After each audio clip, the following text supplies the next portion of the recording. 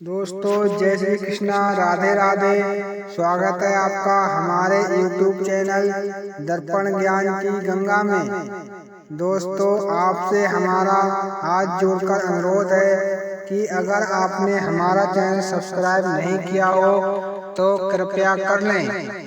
आज का हमारा प्रसंग है महादेव और पार्वती प्रसंग। एक दिन महादेव और पार्वती वार्तालाप कर रहे थे। तब माता पार्वती महादेव से बोली कि हे प्रभु, मेरे 3 प्रश्नों का आप उत्तर देने की कृपा करेंगे। तो महादेव बोले कि हे पार्वती, बताओ तुम्हारे क्या 3 प्रश्न हैं। तो माता पार्वती बोली कि हे महादेव, मुझे आप ये बताइए कि सबसे नरम चीज क्या है। नंबर 2, संसार में सबसे मीठी चीज क्या है। और नंबर 3, इंसान की कौन सी आदत गरीब व अमीर बना देती है। तो महादेव बोले कि हे पार्वती, मैं आपको एक प्रसंग सुना रहा हूँ जिसमें आपको तीनों प्रश्नों के उत्तर मिल जाएंगे। तो महादेव प्रसंग सुनाते हुए बोले कि एक बार संसार में एक साहूकार रहा करता था जिसके 3 बेटियां थीं। तो एक दिन साहूकार बाजार जाते समय उसने तीनों बेटियों को बुलाया और बोला, सबसे पहले अपनी बड़ी बेटी से बोला कि मैं बाजार जा रहा हूँ, तुम्हें मैं क्या ले आऊँ। तो वह उनकी बड़ी बेटी बोली कि हे पिताजी, मुझे बाजार से सोने का लोटा और थाली ले आना, मैं तुमसे बहुत ही प्रेम करती हूँ। फिर वह साहूकार अपनी मझली बेटी से बोला कि हे बेटी, तुम मुझसे कितना प्रेम करती हो। तो वह बोली कि हे पिताजी, मैं आपसे संसार में सबसे ज्यादा प्रेम करती हूँ। तो वह साहूकार बोला कि हे बेटी, तुम्हें मैं बाजार से क्या ले आऊँ। तो वह बेटी बोली कि पिताजी, मुझे आप एक सोने का पंखा ले आना। तब साहूकार अपनी सबसे छोटी बेटी से बोला कि हे बेटी, तुम मुझसे कितना प्रेम करती हो। तो वह बेटी बोली कि हे पिताजी, मैं आपसे नमक के बराबर ही प्रेम करती हूँ। तो साहूकार गुस्से में आकर उस पे नाराज हो गया और बोला, तुझे मैं कुछ भी नहीं देकर आऊंगा। और इतना कहकर साहूकार बाजार को चला गया। और जब बाजार से व्यापार करके वह साहूकार घर लौटा तो वह अपनी बड़ी बेटी को सोने का लोटा और थाली लेकर आया और मझली बेटी को सोने का पंखा लेकर आया और अपनी छोटी बेटी को कुछ भी नहीं लाया। तो बड़ी बेटी अपना सोने का लोटा और थाली पाकर बहुत ही प्रसन्न थी और दूसरी बेटी भी सोने का पंखा पाकर बहुत ही प्रसन्न थी। और सबसे छोटी, जो कि नमक के बराबर अपने पिता को प्रेम करती थी, तो वह भी उनसे अत्यधिक प्रसन्न थी। उसे अपने मन में ये कोई पछतावा नहीं था कि मुझे कोई भी उपहार नहीं मिला। और कुछ दिनों बाद दूसरे राज्य का राजकुमार उस साहूकार के घर के सामने आ गया और उसने तीनों बेटियों को खड़े हुए देखा। उसकी नजर सबसे छोटी बेटी पर पड़ी और वह साहूकार से बोला कि मैं तुम्हारी छोटी बेटी से विवाह करना चाहता हूँ।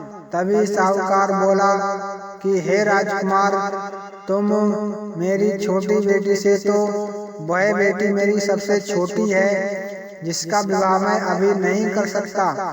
मैं पहले अपनी बड़ी बेटी का और उससे छोटी बेटी यानी मझली बेटी का विवाह करूंगा। तुम चाहो तो उन दोनों में से सबसे बड़ी वाली से विवाह कर सकते हो। यह बात सुनकर राजकुमार बोला कि साहूकार, मैं आपकी बेटी को अपने माता पिता से मिलवाने लेकर जाऊंगा। अगर उन्होंने पसंद कर लिया तो मैं आपकी बड़ी बेटी से ही शादी कर लूंगा।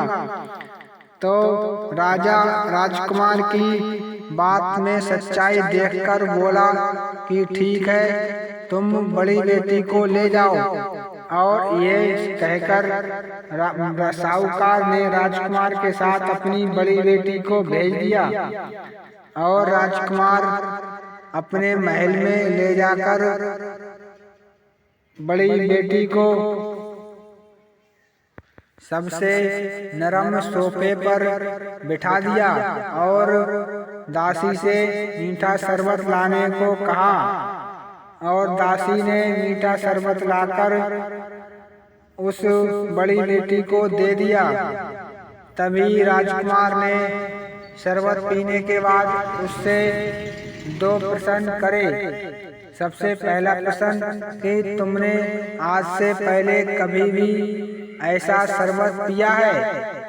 और दूसरा कि तुम कभी पहले इससे नरम सोफे पर बैठी हो? तभी उस लड़की ने उत्तर दिया कि नहीं, ना तो मैं इससे पहले कभी इतने नरम सोफे पर बैठी हूँ और ना ही इतने मीठे शरबत पिया है। इन सवालों के जवाब सुनकर राजकुमार बोला कि तुम्हारे उत्तर तो राजकुमारी बनने के लायक नहीं है। और उस लड़की को साहूकार के पास ले जाकर छोड़ आया। फिर साहूकार बोला कि राजकुमार, क्या बात हुई? तो राजकुमार बोला कि हे साहूकार, तुम्हारी बेटी से मैंने 2 प्रश्न पूछे थे जिनके उत्तर इन्होंने सही से नहीं दिए, इसलिए मैं इनसे शादी नहीं कर सकता। तब साहूकार बोला कि तो तुम मेरी मझली बेटी से शादी कर लो और उसके साथ भेज दिया। उसने भी जाकर राजकुमार ने उससे भी घर ले जाकर उसी नरम सोफे पर बैठाकर और शरबत पिलाकर 2 सवाल किए और उसने भी सेम बड़ी वाली की तरह ही दोनों उत्तर दिए और राजकुमार ने शादी से मना कर दिया और उसे उसके घर पर छोड़ने पहुंच गया। तब साहूकार बोला कि अब इस बेटी ने मेरी उत्तर सही दिए या नहीं? तो राजकुमार बोला कि इसने भी उसकी तरह ही उत्तर दिए हैं, तो इससे भी मैं शादी नहीं कर सकता। फिर तीसरी बेटी को भेजने के लिए, जो कि साहूकार को नमक के बराबर प्रेम करती थी, तो साहूकार बोला कि अब मेरी तीसरी बेटी को आप ले जा सकते हो और राजकुमार के साथ भेज दिया। राजकुमार ने उस बेटी को भी ले जाकर उसी नरम सोफे पर और वही मीठा शरबत पिलाकर 2 प्रश्न किए और उस लड़की ने उत्तर दिया कि हाँ, मैंने इससे पहले नरम सोफे पर भी बैठी हूँ कि जो व्यक्ति इस मृत्यु लोक में जिसने भी जन्म लिया है वो सब उस सोफे पर बैठे हैं जो कि माँ की गोद में होता है। और इतना मीठा शरबत भी मैंने पिया है जो कि मेरी माँ का दूध था और वो मैंने पिया है। तो राजकुमार उत्तर सुनकर खुश हो गया और उससे शादी करने की तैयारी बना ली और शादी में साहूकार को भी इज्जत पूर्वक दावत देकर बुलाया और साहूकार के खाने में बिल्कुल भी नमक नहीं डाला गया, जो कि उसकी बेटी ने ही स्वयं अपने हाथों से बनाया था। तब साहूकार सारा भोजन मीठा मीठा खाकर गुस्सा हो गया और बोला, क्या तुमने ये भोजन बनाया है? तो राजकुमार बोला कि हे साहूकार, ये भोजन तो आपकी बेटी ने ही स्वयं बनाया है, जिसमें बिल्कुल भी नमक नहीं डाला गया है, सारा भोजन मीठा बनाया गया है। तो महादेव बोले कि पार्वती, अब ये प्रसंग आप ध्यान पूर्वक सुनना, क्योंकि इसमें आपके तीनों प्रश्नों के उत्तर मिलने वाले हैं। और फिर साहूकार ने अपनी छोटी बेटी को बुलाया और उससे पूछा कि तुमने इसमें नमक क्यों नहीं डाला?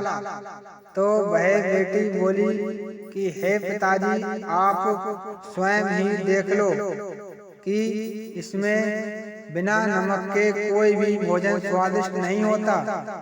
वैसे ही मैं आपसे इतना प्रेम करती हूँ कि मुझे आपके अलावा किसी भी चीज से प्रेम नहीं आता। इसीलिए मैंने आपसे कहा था कि नमक के बराबर प्रेम करती हूँ। तो राजा रोकर अपनी बेटी से लिपट गया और बोला कि हाँ बेटी, मैं तुम्हारा सच्चा प्रेम समझ गया हूँ। वो तो दोनों बेटियां अपने उपहार सोने चांदी के पाकर खुश थीं, लेकिन तुम मुझे सच्चा प्रेम करती हो। तो माता पार्वती बोली कि हाँ हे प्रभु, मुझे मेरे प्रश्नों का उत्तर मिल गया है। तो दोस्तों, ऐसे ही वीडियो लाते रहेंगे। जब तक के लिए जय श्री कृष्णा, राधे राधे।